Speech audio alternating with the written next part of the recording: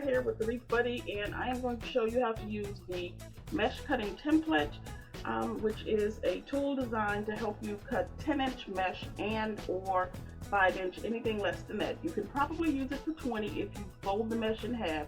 I'm not sure, but I am working on two things. I'm working on a template to cut 20-inch mesh, as well as a mesh for the left-handed people. So you're going to need your cutting template.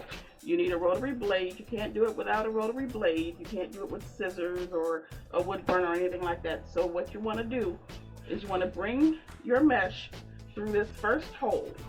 Okay, once you bring it through the first hole, you have the 16, 14, 12, 10, and 8. So if you decide you want to cut 8 inches of mesh, you bring it all the way over to the end.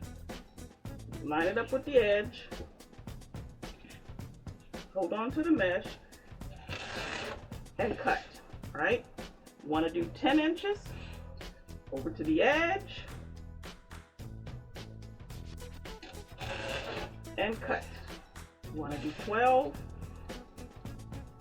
And what I love about this is that it doesn't matter if you're all wonky or anything, you know what I'm saying? Like sometimes we kind of get off whack. As long as the mesh is inside of here, then you can cut it. 14, 16 as well. When you're done, you take your mesh back and you have your easily cut pieces. So I think that this tool will really help you out. I love it. I use it all the time, and I've got some really great reviews on my Wreath Buddy Etsy store, and I'll be coming up with more designs, and I hope you enjoy it. Thank you. Please like, share, subscribe.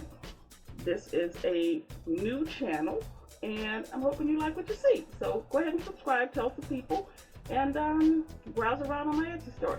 Thanks, guys. Bye-bye.